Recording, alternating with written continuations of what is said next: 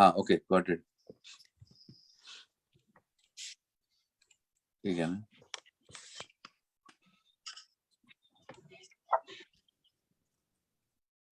Yeah, so we can start now. Okay. Hare Krishna, everyone. Welcome to our podcast.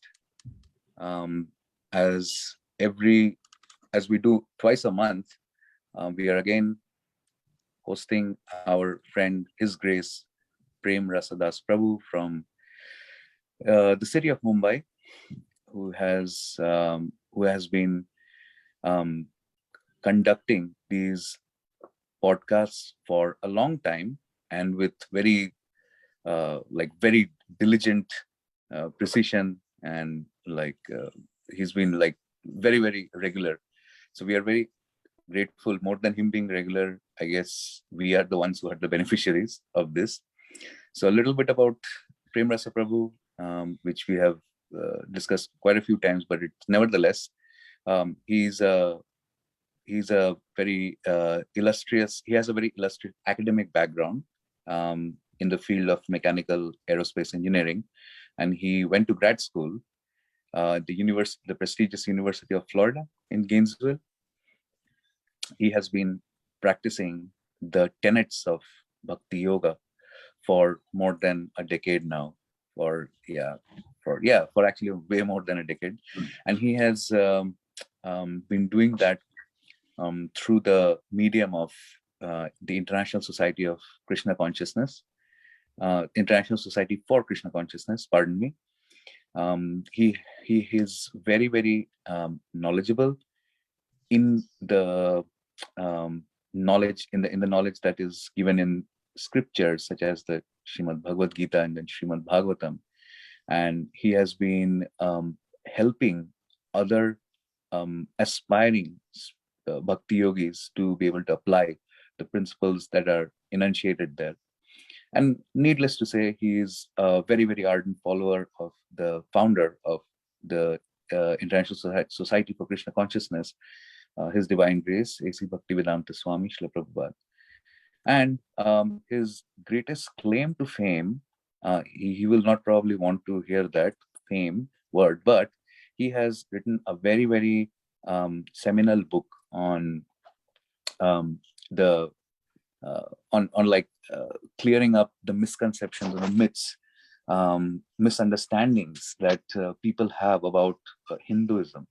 So the book is titled 20 plus must know facts about Hinduism, and a book that, regardless of people's background, everyone should actually take some time to read, so that you understand what really Hinduism is, what are the principles. So it's amazing. He has received very, very rave reviews, and he has been interviewed by some of the premier media channels of this International Society for Krishna Consciousness, called the Hare Krishna TV, and he's been interviewed by them, and they have also promoted the book because of its value.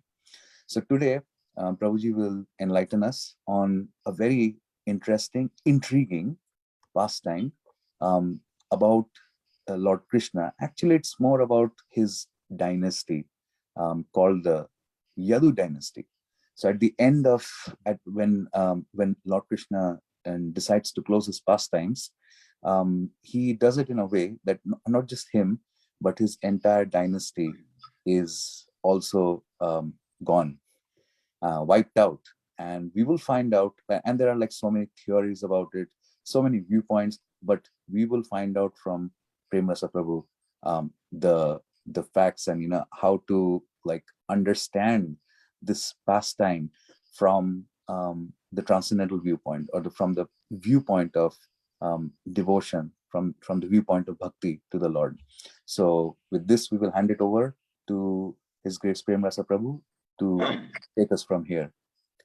Hare Krishna, everyone. Thank you so much, Aritra Prabhu, for the kind introduction. Om Agyantimirindasya Gyananjala Shalakaya Chakshurum Militam Yena Tasmai Shri Guruve Namah. Jai Shri Krishna Chaitanya Prabhu Nityananda Shri Advait Kadadara Shri Vasudhi Gaur Bhaktarinda. Hare Krishna Krishna Krishna Hare Hare Rama Rama Rama Hare Hare. Yeah, so today is a very special topic, one of my favorites, because it's very mysterious how Krishna had somehow led the entire Yadu dynasty. He had somehow made them disappear from the vision of this material world. And it is very interesting how he did that. So there are a lot of questions people have about the dynasty of Krishna, how Krishna passed away from this material world.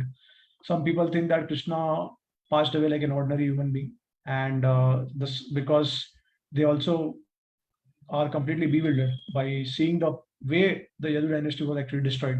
Many people think that it was because of the curse of Gandhari, and that's how Krishna actually removed the Yadu dynasty. He was also influenced by the curse, and similarly, his entire dynasty they were also influenced by the curse.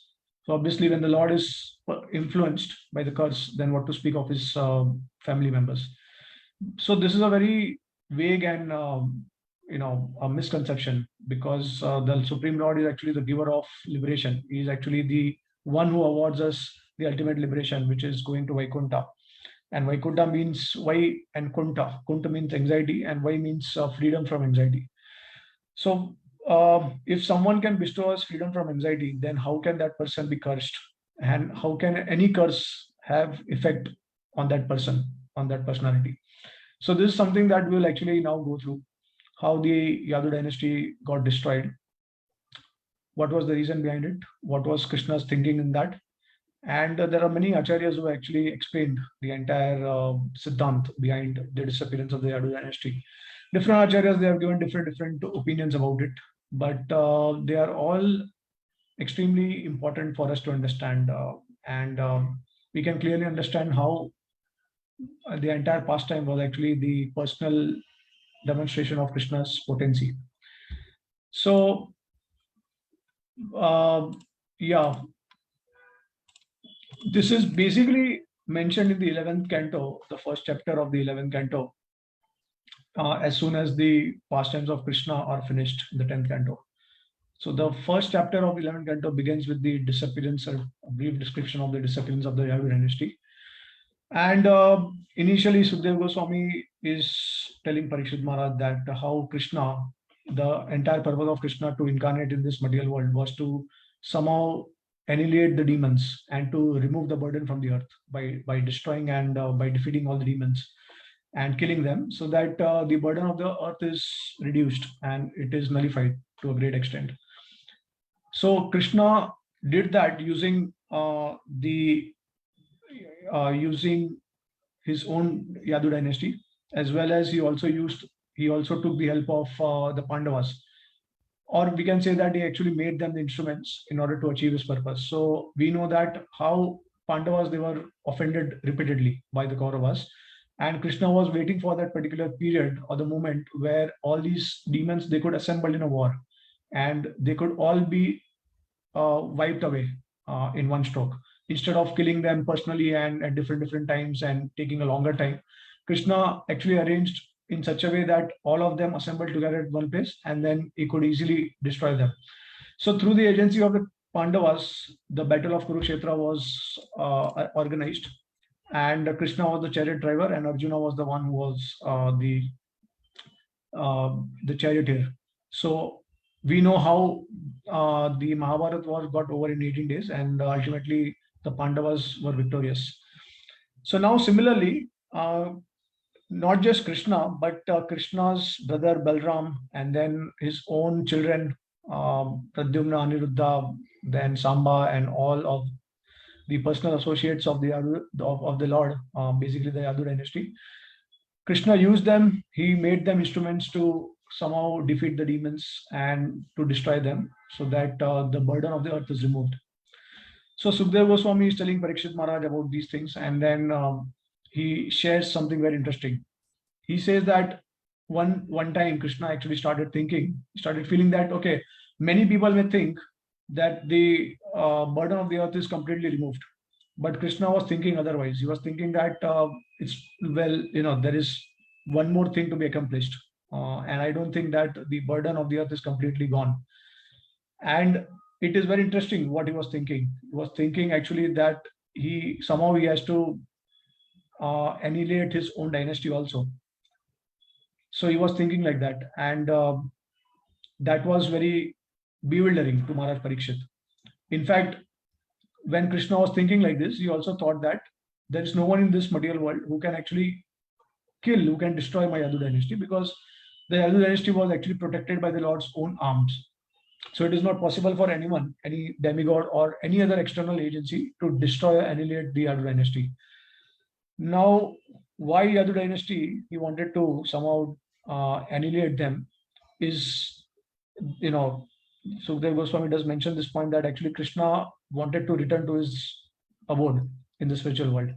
So he felt that there is a need to somehow because the Yadus were very powerful, they were not different from Krishna. And we'll also learn many things about the Yadus from the commentary of the Acharyas. So the Krishna was thinking that, well, if I want to return to my abode, then I should also take away all the Yadus with me. So somehow he personally inspired. This was actually the thought of Krishna. He was thinking that because no one could check the Yadus from an external force, that's why I have to inspire them, and I have to inspire within my own family a quarrel, and quarrel where the entire Yadu dynasty will be destroyed. Just like there is, fire generated because of friction amongst the bamboos in a grove. So similarly, Krishna was thinking like that, and he decided to wind up his pastimes in this material world by going back to the spiritual world. At the same time, also asking all the Yadus to come with him. He wanted to take them all with him to the spiritual world.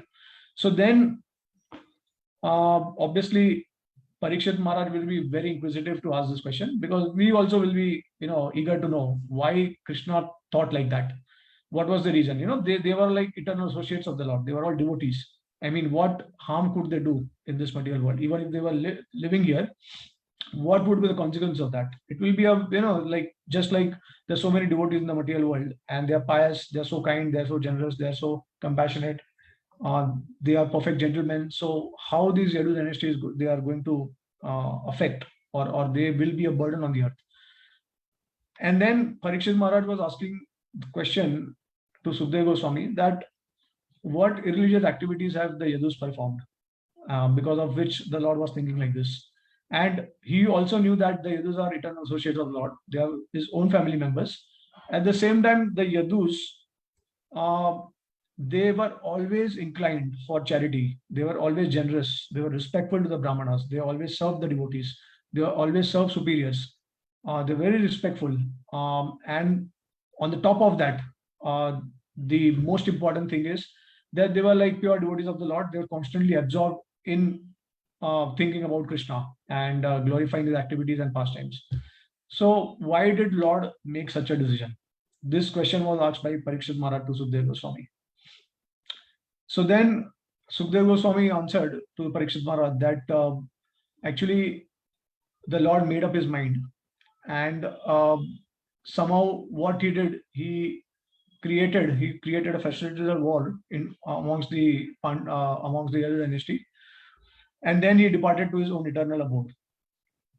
So once the Lord made up his mind, then obviously that has to be executed because of his Sankalp Shakti and Ichha Shakti. Whatever he desires, it must happen. So this particular thing did happen. And now Sukadeva Goswami starts elaborating on how it happened and why it happened.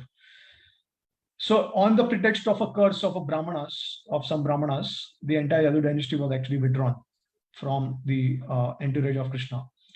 Okay, this is what Sukadeva Goswami explained, and then he starts elaborating on what exactly happened. So one time, many sages, many Brahmanas, many devotees, they had assembled together, and they wanted to perform some putative ritual activity in the house of Vasudeva or Lord Krishna. So they all visited, and they performed the activity, and because of that, there was a lot of pious results generated, and it was a successful sacrifice. So after setting off all these Brahmanas, Krishna actually asked them to go to Pindarak, which is a holy place near the abode of the Lord, Dwarka. It is just like 50 probably kilometers from Dwarka, and or maybe 50 miles, I don't remember exactly, but very close to Dwarka. and it is just 2 miles away from the Arabian Sea, because we know that Dwarka is surrounded by the ocean on all sides, right? So it is like the one end of the west coast, and which is surrounded by Arabian Ocean. So they all went to Pindarak, and then what happened is, along with the Brahmanas, the younger members of the Yadu dynasty, they also followed the Brahmanas, and somehow they started behaving very inappropriately. They started thinking inappropriately, and they felt that, okay, let us try to play some mischief with the Brahmanas. So suddenly they got this thought and feeling, and obviously later we'll know that this was Krishna's personal inspiration. That's how they started thinking in this way. So suddenly they started thinking that let us play some mischief with the Brahmanas, and they start, what they did is, they disguised Samba in a dress of a pregnant woman, and then they all approached the sages. So there were like many sages, like for example, Narad Muni was there, Durvas Muni, Vishwamitra Muni was there, then Kanva Muni was there, and Atri Rishi was there. So many exalted sages and Vaishnavas were present actually in that assembly. And so they all approached the sages, and somehow they fell at the feet of these sages, and they started questioning the sage Narada and others. And so they said that, well, this girl is very embarrassed to ask a question to you directly. Obviously, this girl refers to Samba. So Samba was actually disguised in the form of a girl as a pregnant woman. So then when they started asking questions, they said that, well, this girl is actually unable to ask you directly, inquire from you directly, because she's extremely embarrassed to ask you this question personally. So that's why we are representing her, and we would like to know, and she would like to know that who is going to take birth, whether it is going to be a son or a daughter. So can you let us know? Because all of you sages, the past, present, and future. Now, in one sense, they were kind of mocking the sages, because they thought the sages, they are quite, they are not so well equipped with material knowledge. They are not so materially equipped. So that's why they wanted to make some fun of them. So they thought that maybe the sages will give some, they will start thinking and they will get bewildered by the question, and they may not be able to respond. But to their utter surprise, the reaction was extremely opposite, and very fearful also. So the moment they asked this question to the sages became very fearful. They became very upset, and they thought that they are trying to deceive them by this so-called mock. And they got very angry on this younger members of the Yadu dynasty, and the sages actually cursed them. And they told them, fools, you fools, you think that, this particular girl is going to give birth to a child. Well, actually, there will be a iron club which will manifest from her belly, and that will be the cause of the ruination of the Yadu dynasty. So when they heard this, they were extremely shocked, and they had no idea that we are going to receive such kind of curse, because they were like, younger boys, and like they were not so matured enough to understand many things. So when the curse was given to them, they were completely bewildered, and they were very afraid also. They were very fearful of this. And then in that fearful condition, they went to Dwarka, and they shared all this with Maharaj Ugrasen. Now, they did not go directly to Krishna, because they were fearful and they were remorseful also, and they were very shamed. They are having they were feeling very shameful about themselves. That and they were thinking that how we are going to show our face to the elder members of the Yadu dynasty, and because of us, the entire dynasty has to suffer. So they were very fearful, and they were feeling extremely remorseful also about this. So they did not approach Krishna directly, and that's why they went to Maharaj Ugrasen. Now, Ugrasen Maharaj also, when he heard this, he also was completely devastated, and he was very fearful, because he knew the power of the Brahmanas. He knew the power of the sages. So then Ugrasen Maharaj, now it's very interesting that he also gave direct consultation to the younger members of the Yadu dynasty instead of actually seeking the help and guidance of Krishna. So what he did, because he was thinking that if Krishna is involved, then all these younger younger dynasties, they will be very shameful and they will not be able to express themselves to Krishna. So I don't want to create an awkward situation for them. So that's why he directly consulted them. So he asked them to immediately ground that iron club into pieces and throw it into the ocean. So they did that. They exactly did that. And what happened is the entire club was actually grounded into pieces, but only a small lump of iron was remaining. So they threw everything in the ocean. And what happened after throwing in the ocean? After a particular period of time, the pieces of iron, they were brought to the shore of the ocean, and because they were brought to the shore of the ocean, somehow they got implanted near the the land near the ocean, and because of the implantation, there were stalks of cane started growing from that particular land. Okay.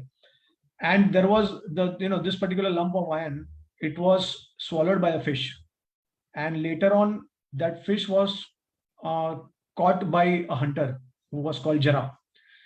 So somehow he killed that fish, and then he removed that lump of iron from that fish, and he had a bow and arrow.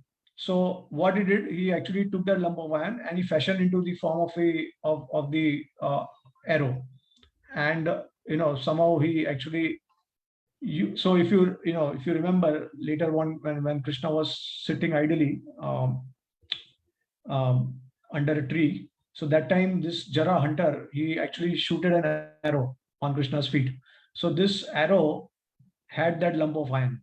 Okay, so that's why, like, now you can relate with the curse, that how the lump of iron was actually something which was a cause of the destruction of the Yadu dynasty. And that's why Krishna apparently was, he passed away because of that arrow. So obviously the arrow cannot do any harm to the Lord, but because it had the potency of the curse of the Brahmana, so Krishna accepted that curse. Anyways, but coming back, so we'll talk about in detail later about this entire pastime, how Krishna disappeared from the material world, maybe in the next class, the part 2 of this class. But when when everything was happening, Krishna knew everything what is happening, and he did not react. He actually allowed and he sanctioned all these events to happen. So why these things happened? This is just a description about the entire thing, how the Yadu dynasty, and then later on what happened, the stalk of canes, they were used as weapons to, so the Yadavas, somehow they went to Prabhas and they took the stalk of the cane and they started beating each other. There was a fratricidal war amongst each other, and practically all of them killed each other, and they also attacked Krishna and Balram. So Krishna and Balram also took up the canes and they started beating the Yadavas. So that's how the entire dynasty was actually destroyed, except Balram, who actually using his mystic potency, he had gone to the ocean and somehow he disappeared mystically. And Krishna, then obviously we know how Jara hunter had shot an arrow at him at his lotus feet, and due to that somehow Krishna disappeared. So that pastime obviously we'll elaborate later on, how exactly Krishna disappeared, how Balramji disappeared, how the Yadava dynasty also disappeared. But most importantly, now, so this is the end of the chapter, the first chapter, and what we are going to discuss is about the commentaries of the Acharyas. Now, why the entire episode happened. So this is very important to understand. And on the top of that, Krishna is the one who actually sanctioned this entire pastime. He allowed everything to happen. So obviously Krishna had the potency to somehow revoke the curse and to nullify the curse, but he did not do it. And as I shared earlier, Sukdev Goswami already narrated that it was Krishna's plan. Krishna was thinking like this, how to annihilate the Yadu dynasty so that they will not cause any burden to the earth. So now what we'll do is we'll go through the commentaries of all the Acharyas. and they have given very interesting points in this connection. So before that, any devotee, they have any question about this?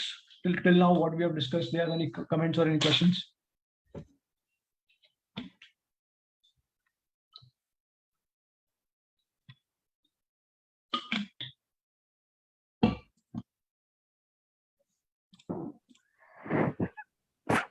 Prabhuji, Okay. Yeah. How can the Yadu dynasty be a burden on earth? They are also devotees. Yeah, exactly. So the same question was asked by Parikshit Maharaj, and now this is the part that we are going to discuss elaborately. Okay, so you'll understand from multiple reasons why Krishna thought like that. Okay, so let's start. So first we'll start with the commentary of Srila Bhakti Siddhanta Saraswati Thakur, who has given elaborate commentary on this. And then obviously there are other acharyas like Srila Swami, Jeev Goswami, Vishwanath Thakur, Srila Prabhupada also spoke something about it. Actually, the thing is that, Srila Prabhupada did not comment further after the 10th canto, 14th chapter. And neither he could mention this in the Krishna book, because Krishna book is only till the 90th chapter of 10th canto. So he has not commented on the 11th canto. That's why we don't have much details about Prabhupada's commentary on this entire episode. But you can say that Prabhupada has briefly summarized, what exactly happened. So that I will share.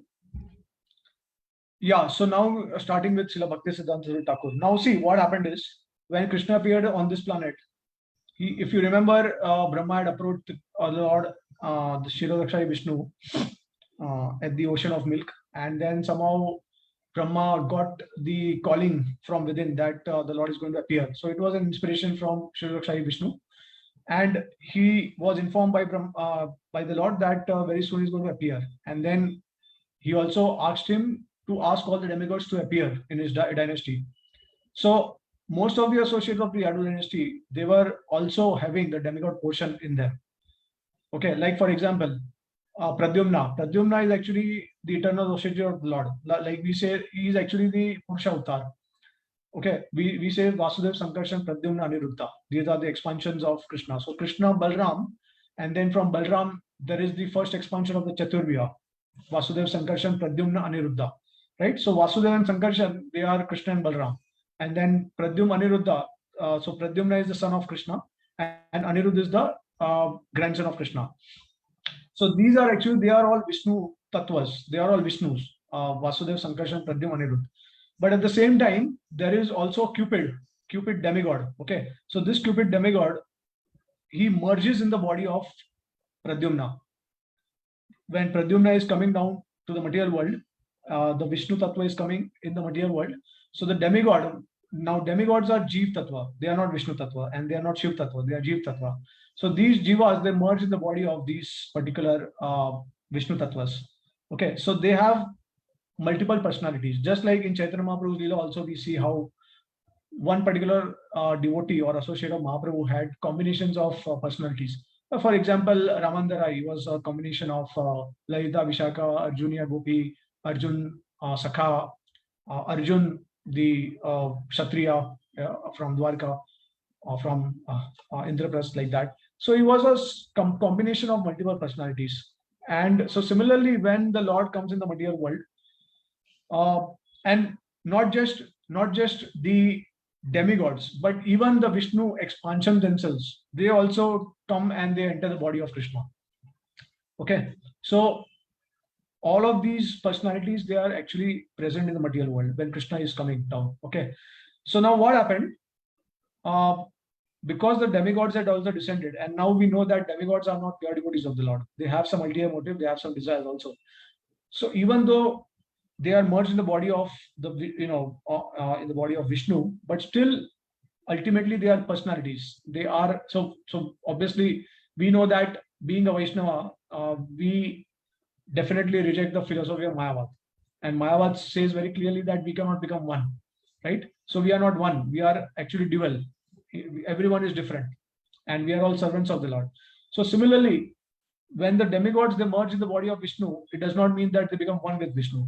They are temporarily there in the body of Vishnu, and after the pastime of the Lord is over, then they come out. They split from that, and they will go to their respective abodes. So demigod portion of the of the Yadu dynasty, they go back to the demigod planet, and Lord Vishnu goes back to his own abode, and Krishna goes to Goloka, like that.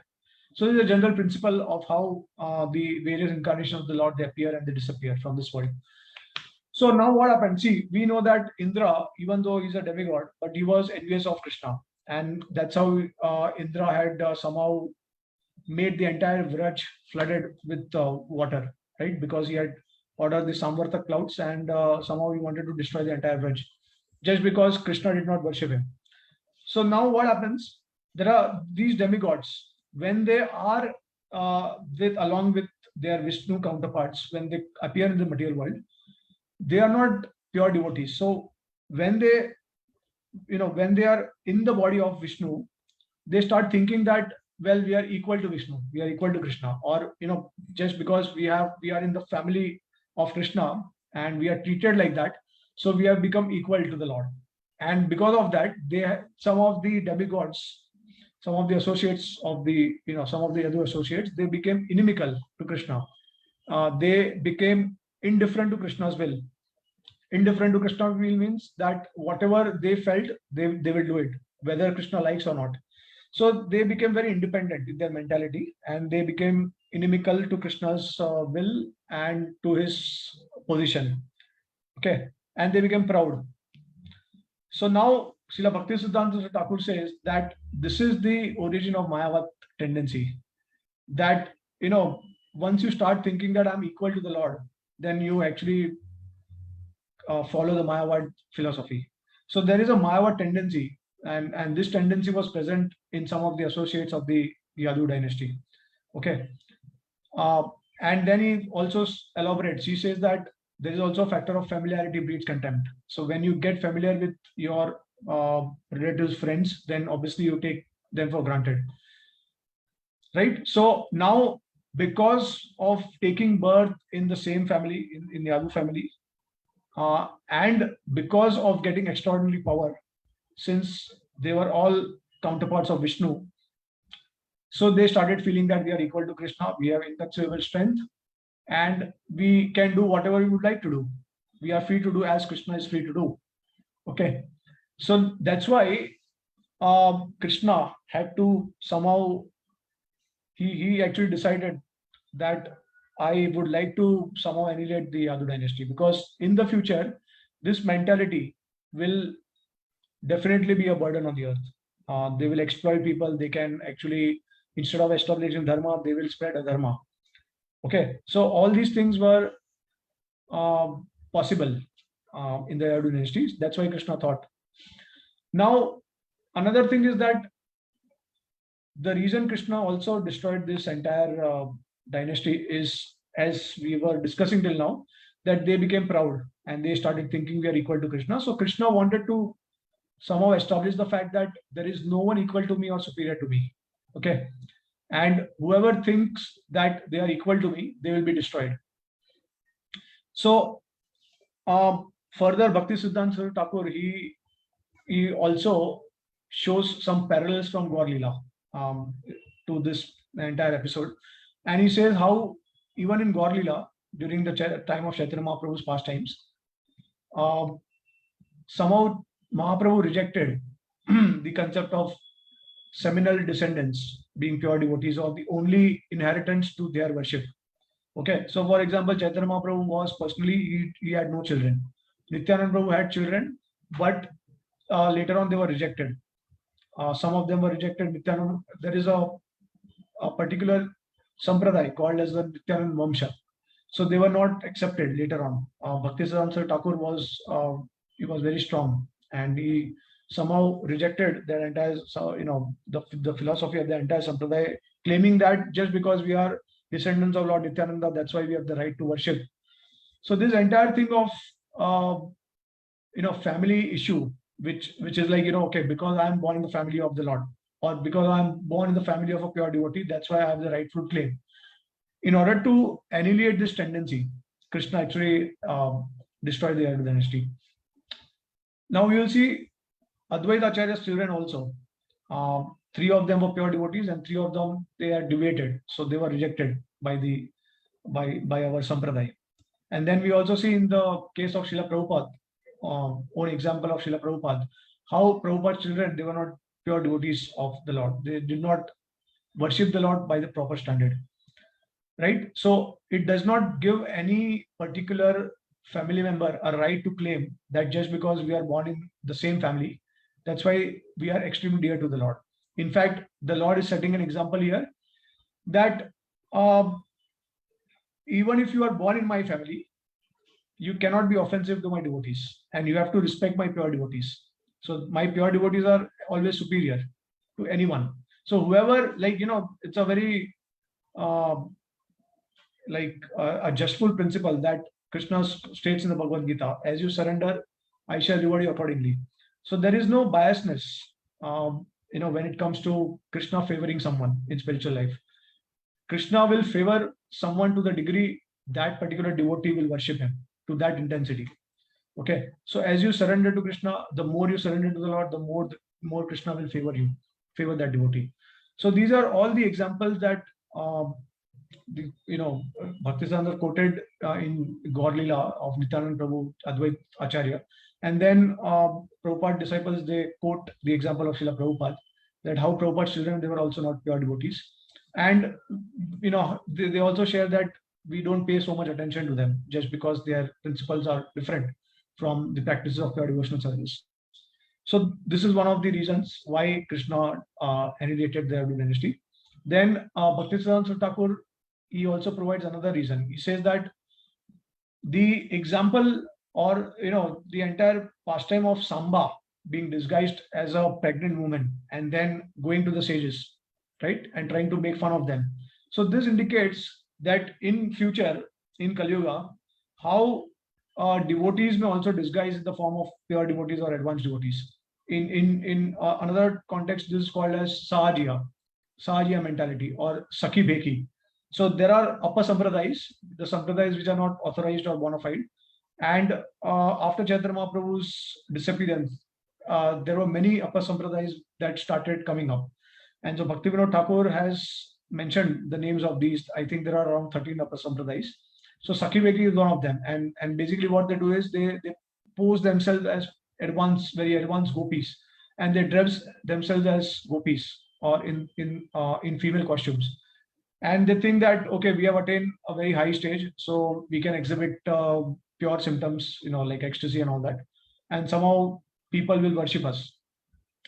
So that particular tendency of Sahajism is exposed by the example of Samba, and the Lord is instructing us through the example of Samba. Okay, so this is the second reasoning why Krishna wanted to establish the fact that pure devotion is based on genuine practice. It is not based on something that you try to imitate. Okay, imitate advanced stages. So this is the second reason. Third reason is that he also wanted to establish that in the future, in Kali Yuga, there will be many Zuro devotees who will come up, and also wanted to somehow reject the upper sampradayas. So this is a warning for all these upper sampradayas that if someone is not practicing pure devotional service, and if someone is envious or they have particular tendency of being equal to the Lord, then all these upper sampradayas, they are actually supposed to be rejected. This is the example that Krishna is setting through this entire episode of destruction of the Yadu dynasty. Okay, so all the Zuro devotees who try to imitate, who try to show off that we are pure devotees, we are very advanced, for them it's a message, it's a direct message from the Lord. And then Bhaktisiddhanta Thakur, he also mentions another reason. He says that basically what the Lord did is, although he killed so many Yadus from his own family, but actually what he did, he actually reinstated the position of these demigods in their particular abode. So yeah, so these are the points shared by Bhaktisiddhanta Thakur. Now we'll also share, now even after going through this, you may have some questions, but I think most of the questions will be answered when we go across the commentaries of other acharyas. So I will not take questions here. I will first share all these commentaries, and then later on we can have a discussion from a holistic point of view. Okay, so now Sridhar Swami, what he says that this act was actually performed. Now, nothing to do, he does not provide any reason, but there is a nice commentary by Sridhar Swami. He says that this particular act of killing the Yadu dynasty was actually done by the Chaturbhuj form of the Lord. It was not done by the two-handed form of Krishna. And we know that Krishna in Dwarka and Mathura, he's not in the Madhurya Ras, he's more in Aishwarya Bhav. So, especially when it comes to killing. Now, we also know that Krishna also does not kill personally, right? It's actually the 400 form, the Vasudha expansion of Krishna, that kills the demons in Braj also.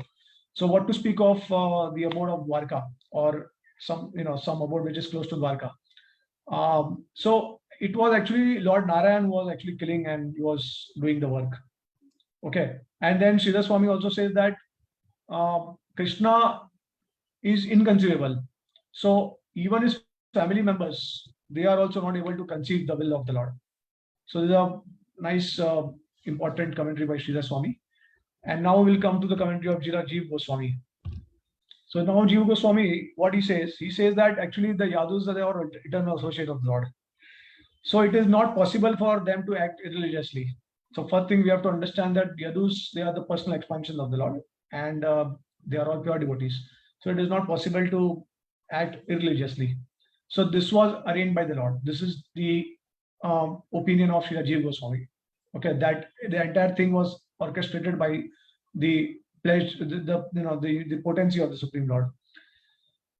So now, why he did this? He says that in order to teach the conditioned souls that no matter how much possessions we have in this material world, even though we may have possessions equal to that of Krishna, like for example, all these Yadu dynasty, they had possessions, material opulence equal to that of Krishna, and inconceivable strength equal to that of Krishna. In spite of all these things, they were all killed, and everything was taken away. So in order to inspire the conditioned soul not to get attached to the material world, even though you have opulences or possessions in the material world, and in order to inspire them for liberation, this particular pastime was demonstrated. So now Jiva Goswami also mentions that Yadus actually ultimately they were transferred to the spiritual world. So it's very interesting that these events are unfolding like this. And another very important reason that Jiva Goswami, another alternate opinion of Jiva Goswami, is that the Yadus, because they were so attached to the Lord, so Jiva Goswami says that they were, if Krishna would have left them alone in this world, they would have felt so much separation from the Lord. In that separation, they would have gone crazy. They would have gotten highly agitated, and they might have trampled and destroyed the earth in their ecstasy and in their agitation, in that state of separation and agitation. So this is the reason Jiva Goswami talks about. Srila Prabhupada says that this particular pastime is exactly like setting of the sun.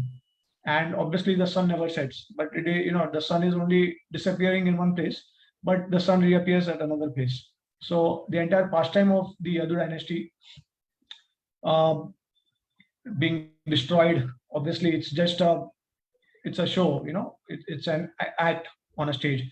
And once that is done, then the actors will move to a different place and they will perform the same pastime again.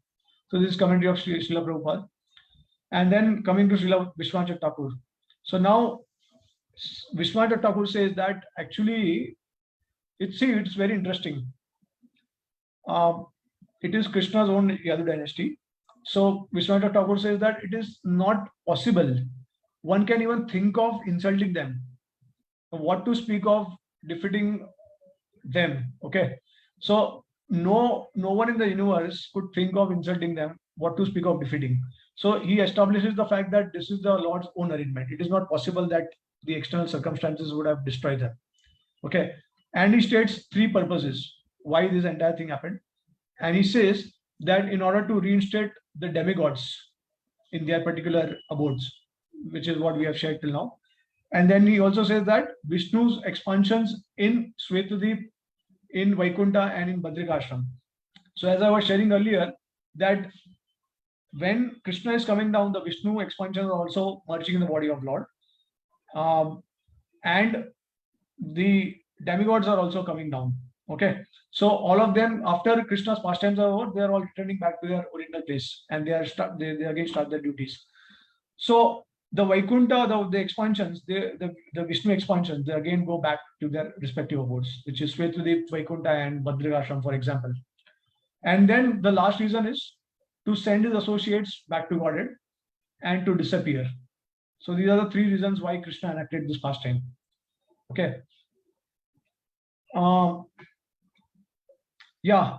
So there is something which is very interesting, that Vishwanath Thakur provides further details about the disappearance of Krishna and the Yadu dynasty, and which I was thinking that maybe we can take up in the next class, because it's relevant to the disappearance of the Yadu dynasty, how they disappeared, and how Krishna also disappeared at the end. So maybe we can take up that next time. But yeah, these are the reasons the acharyas they are sharing for the disappearance of the Yadu dynasty. Now, if there are any questions or comments, we can discuss at leisure.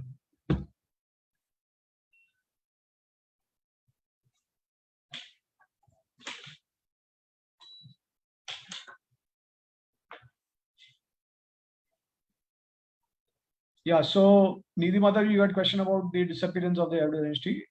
Are you satisfied, or you have still some doubts, questions, or confusion? Fine, Puri.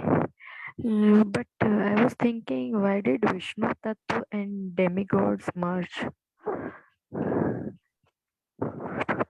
Yeah. Yeah, so yeah, so the Lord has some purpose why this happens. Actually, in one sense, these demigods are expansions of the associates of the Supreme Lord. So in that sense, you can say that that's how they merge. That's why they merge.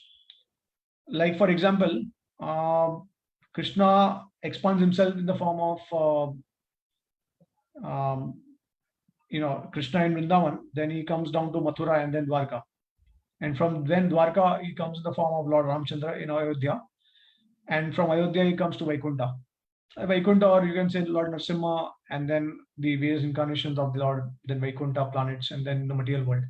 So when Krishna appears in the material world, so see, what happens is Krishna appears like a human being in the material world. So his Shaktis also, they also manifest themselves. They also appear along with Krishna, because Krishna's internal potency, they always want to be with Krishna. So Radharani also came, you know that. And and we know that Radharani's expansion in Dwarka is Satyabhama, and Chandravali's expansion in Dwarka is Rukmini, Mathura and Dwarka. And then the same Radharani also expands in the form of Sita in Ayodhya. And then in the material realm, in the material planet, and obviously we can say that she also manifests in the form of Lakshmi Narasimha, or Lakshmi Vara, like that. But when it comes to the material world, then these personalities, they come in contact, because they come in contact with the material nature. I mean, obviously they are transcendental, but because they are coming to the material world, so they expand themselves in the form of Devtas. So, like, for example, Vaman Dev, although he is actually the incarnation of the direct incarnation of the Lord, but because he appeared in the demigods, planet of the demigods, heavenly planets, so the internal potency of the Lord also appears along with that. So now Indra is actually the Amsha of Lord Vishnu, like that. So these demigods, they are actually part and parcels of the Supreme Lord. They are the Amshas, they are the expansions of the Supreme Lord. And that's why you see that when Nanda, Yashoda, and then Devaki and Vasudev, in the Bhagavatam, it is mentioned that they had performed austerities for 3 lifetimes. And finally, they attained the position of Nanda and Yashoda. They become the parents of Krishna. But in reality, so Sanatana Goswami explained in Brihad Bhagavatamrita that it was Drona and Dhara in the previous lifetime, and then Sutapa and Prishni and Sutapa, they became Nanda and Yashoda in the next life. okay, in the third lifetime. But then the Bhagavatam also says that Nanda and Yashoda, they are eternal associates of the Supreme Lord. So when the Lord is coming to the material world, there are some Jeev Tattvas, like for example, Prishni, Sutapa, Dronadhara, and who have performed some austerities in the previous life, and they would like to attain the Lord in this life. So then, in order to experience that similar kind of love towards the Lord, and to satisfy their desires, like they had a desire that Krishna should appear their son. Now, the thing is that only eternally, and the only parents of Krishna are Yashoda and Nand Maharaj. So how will that be possible? So in order to fulfill the desires of his devotees, the Lord will make them merged.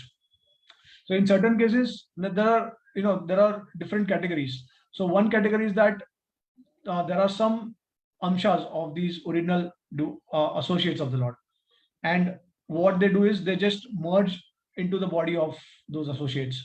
So when Yashoda and Nand Maharaj comes in the material world, they will expand themselves as Drona and Dhara, like that, something like that, or Nanda and Yashoda in the third lifetime. And then those portions will again merge back. So it's actually the same person who is expanding himself like that, as amshas. Okay. And in order to fulfill the desire of the Jeev Tattva. Okay. And then there are different personalities which they will also merge, but then after the pastime is over, then they will separate from that body, and they will go back to the spirit, to the eternal associates. They go back to spiritual world, and the demigod portions, they will go back to the demigod, to the Swargloka, like that. So so there are different categories of expansions, but in general, it is basically to fulfill the desire of the particular devotee, so that they can also taste and experience similar kind of love as the parents of the Lord, or as the other devotees of the Lord, eternal associates of the Lord, experience with the Lord. So that's the reason why these expansions are there, and that's why this merging of thing happens. So in one sense, that there is no karma for the pure devotees, like, right now. So another example is that of Dhruv Maharaj, that of Prahlad Maharaj, and then Bhishma also. So we know that Bhishma had a past life. He was a Vasu in the previous life, and somehow there were like 7 or 8 Vasus, and they had stolen some cow. So they were cursed by some sage or something, and because of that, the last Vasu had to suffer. Like all of them, actually, they died, but the last one had to be in the material world for a longer period of time, because he was the one who is the leader of all the Vasus, who actually had made the plan to steal the cow. So he was cursed for a longer period of time. So he had to be there. Now, one way you say that Bhishma Pitama is also eternal associate of the Lord. So how is it possible that Bhishma Pitama will have karma? The Vasu demigod is a demigod. Vasu is a demigod, is a Jeev Tattva. So that Vasu had karma, right? But Bhishma Pitama does not have any karma. So what happens is these two personalities, they merge in the body, in the same body, and then when the use whatever particular task is done, then they separate and they go back to their respective abodes. So if while serving in the pastimes of Lord, if a demigod becomes a pure devotee, he is inspired to become a pure devotee, then what happens after separating from that eternal associate, that demigod will go to the respective planet in Swargaloka or wherever he is supposed to be. He will serve that particular, that responsibility for some time, and just because he had a desire to please the Lord and serve the Lord in a pure devotional way, so after finishing that responsibility of a demigod, we'll go back to spiritual world. Okay, but there are certain demigods who do not become pure devotees, so they attain some material benefits and they continue in the material world. Okay, but for some time being, they will experience the pastimes of the Lord. So like there are there are different categories of expansions of the eternal associates of the Lord. This is explained in the Brihad Bhagavatamrita, also explained in the I think commentary of Sanatan Goswami, or maybe Vishwanath Thakur, or I don't remember exactly, but this is explained in Bhagavatam commentary. So, like, are you able to understand?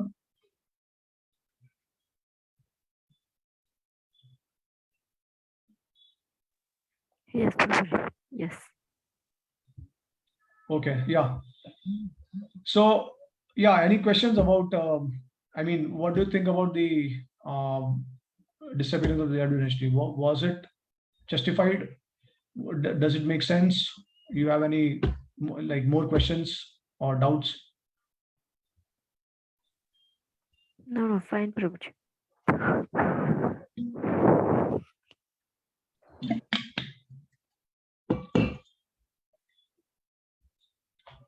Yeah, Aritra, you have any question or comment? No, nothing in particular. Like Nidhi Mataji asked one of the questions I was going to ask anyways. Yeah, so do you think that this was justified by the Lord? Everything is justified by the Lord. Is there a question about that?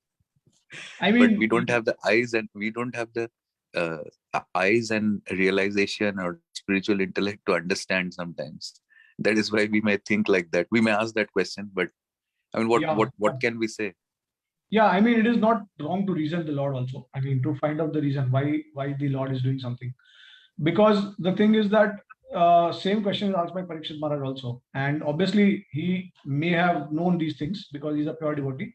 He may be asking for the other sages who are assembled, who are not pure devotees, or the common audience also. But these questions are valid because that's how we can actually understand the pastimes of the Lord. Like, even for example, the Rasa, that was also a big misconception. People can easily question that why the Lord is performing such activities when especially the Lord is coming to establish dharma. But this particular principle of dancing with the wives of other men itself is a dharmic principle. So how do we justify that? Now, obviously, everything is justified by the Supreme Lord because He is the ultimate justifier. He's the one who is actually awarding us the results of activities, because karma is under the control of the Lord. So He is the one who is awarding all these things. That's why there is no, I mean, we can never question the Lord why He does certain things in one way. But yeah, the Lord is also merciful, and He wants to destroy the doubts that devotees have and common people have. And that's why He has sent acharyas or pure devotees who actually can understand the pastimes of the Lord. Now, most of these acharyas, they have, they are seeing through the eyes of scriptures, and they also obviously see through their own realizations. Okay, and that's how they give the commentary to us. But yeah, I mean, in fact, it's very interesting. This entire episode is actually what, as far as I remember, Vishwanath Thakur's commentary to this particular pastime. What he says is actually the entire pastime was an illusion. It never happened. So there are acharyas who are giving insights from multiple levels, and it's interesting to somehow reconcile all of these things. So now, obviously, we understand that, okay, the demigod portion, I think you have understood something, that how, in order to annihilate certain yadus, especially those who became inimical to the Lord, so Krishna wanted to destroy them. But then Jiva Goswami is saying that no, actually, the Yadu dynasty, because of their separation from the Lord, because of their agitation, they would have trampled and destroyed the earth. So that is a bit difficult to digest, right? Because in their madness, they would have done certain things. So now, yeah, this is something which is difficult to digest, because the devotees, they are dharmic. They do not go against the principle of dharma, and they do not destroy things, right? They rectify things. So yeah, but one thing we can understand, that in transcendental ecstasy, anything can happen. And as you were saying that everything is justified by the Lord. So even apparently, seemingly, a dharmic activity becomes dharmic. So in the eyes of the Lord, everything is dharmic. for the pure devotees, for his pure devotees. So whatever the Yadus would have done, it would have been obviously ultimately it would have been beneficial for everyone. That's another thing, because devotees and the Lord, whatever they do, whether they create, destroy, or maintain, ultimately it is for the benefit of everyone. We don't realize that, but in the long run, it will be beneficial for everyone. So this is also true that now see, it's very interesting to know that the same thing is not said for the Vrajvasis, right? The Vrajvasis, they have more love for Krishna than the Yadus, right? They are glorified. In fact, Uddhav, they highly praise the Vrajgopis, and they say they are the best devotees of the Lord. And he also praises Nand Maharaj and Yashoda's love for the Lord when he goes to Vraj, and when he sees their pure devotion for the Lord. So it is not mentioned that the Vrajvasis will destroy and trample. It's very interesting. Now, one thing you can see, there is a contrast here. Krishna actually took away all the Vrajvasis back to Goloka. Okay, that's very interesting. Without any so-called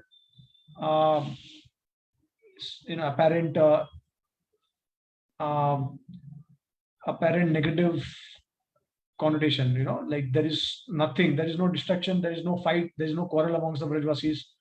Everything happened very smoothly. All of them, they love Krishna, Krishna loves them, they are all simple, and Krishna took away them back to Goloka. Okay, but here, how are the Yadus going to become irreligious? How are they going to trample and destroy the earth in their ecstasy? They don't have that much ecstasy that the Vrajvasis have.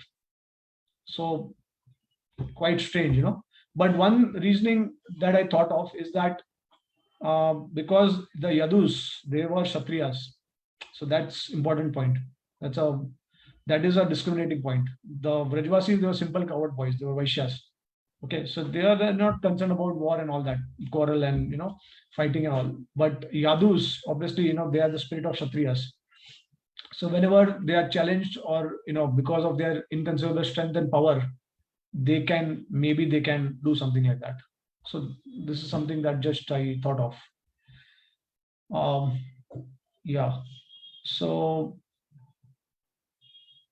yeah. And in the second part, we'll see how the Yadu dynasty, what happened exactly. After this curse, what happened, how they went to Prabhas and how they destroyed each other, and then how Krishna disappeared through the agency of Jara the hunter.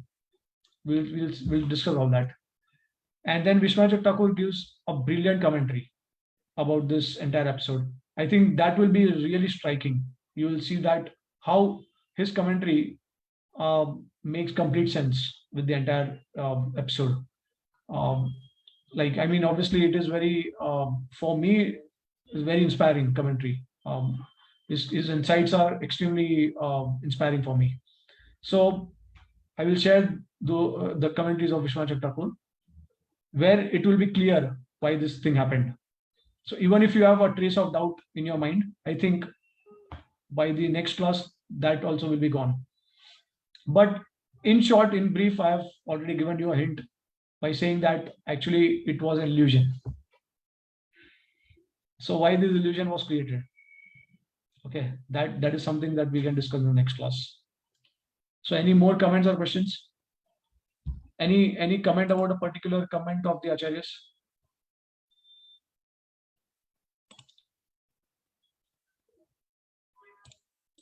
So, when I shared the commentary of Vishwanath Thakur, he makes a very important reasoning. He says that for three purposes, the Lord demonstrated this pastime, is that he wanted to send the demigods back to their abode. He wanted to send Vishnu expansions back to their abode, and then he also wanted to send the devotees to his abode, and similarly Krishna also wanted to disappear and go back to his abode. So these things can actually give you some kind of hint, why this thing happened. Externally it seems, but one thing is for sure, that whenever the Lord performs a pastime, there are external reasons and there are internal reasons, and he establishes dharma in various levels. So we as devotees, we know that surrendering to Krishna is the highest dharma. Sarva dharman mam parityaja mamekam sharanam vraja. That's the highest principle. But then not everyone is ready to surrender to the Lord at that particular level, at that stage. Different people, they will be at different stages of bhakti or of dharma, right? And in order to inspire them also to continue with their faith and to continue to practice their dharma, the Lord will also set external examples which are fit for the external reasonings of which are relevant for the material world. So many lessons we learned from this entire pastime is not to imitate the pure devotees, not to imitate the Lord, right? And obviously to realize that in spite of any possessions that we acquire in this world, everything will be taken away, right?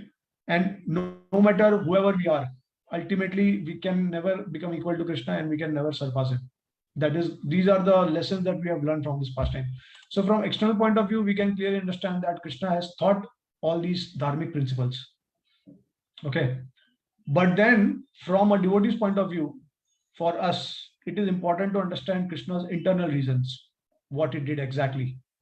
So that will be more clear in our next class from the commentaries of Vishwanath Thakur. Yeah. Any further comments?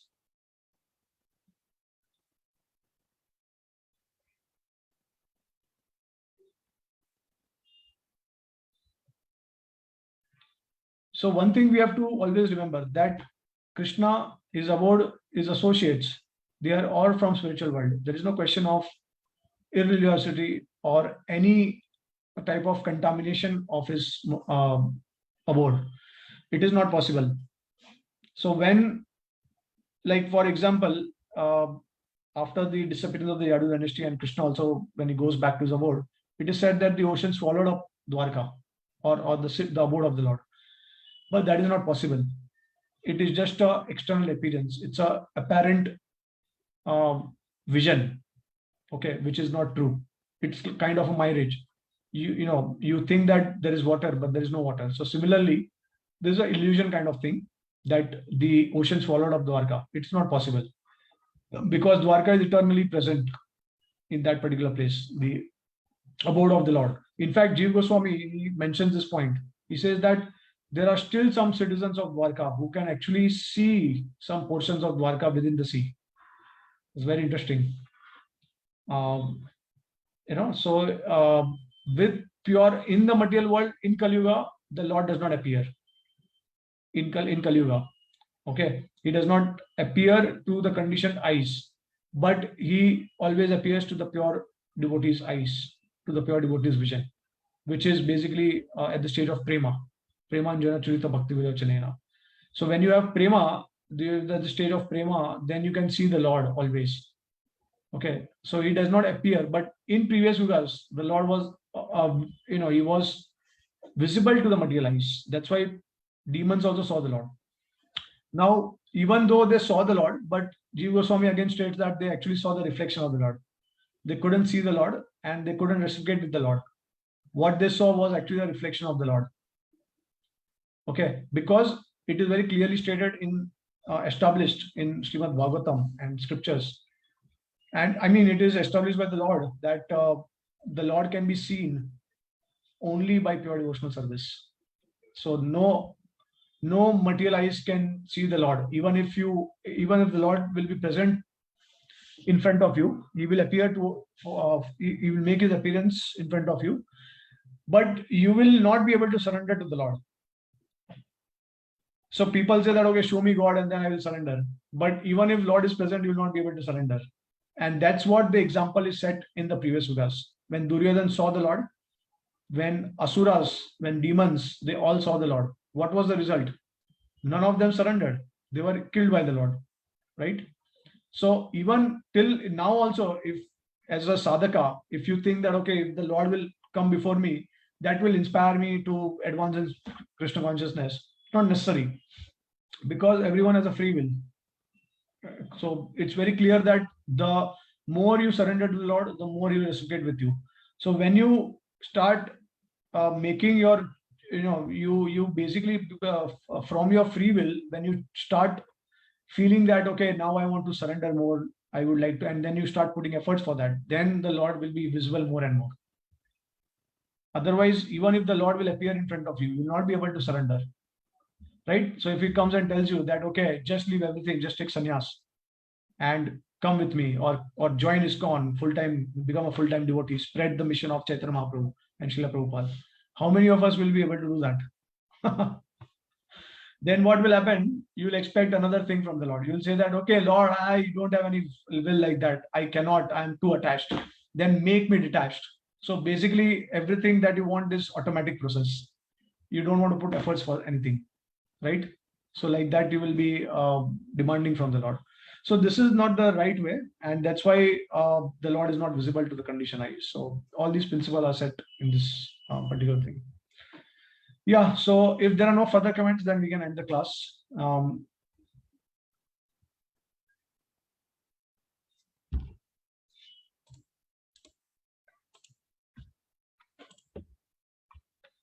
Okay, all right. So thank you all the devotees for joining, and I hope that you are able to understand the desire of the Lord and not be bewildered why Lord actually was responsible for destroying his own dynasty. There are many genuine reasons, and these were all shared here. So I hopefully the misconception is clear, and if there are more some more misconceptions, then we can also address in the next part of this class.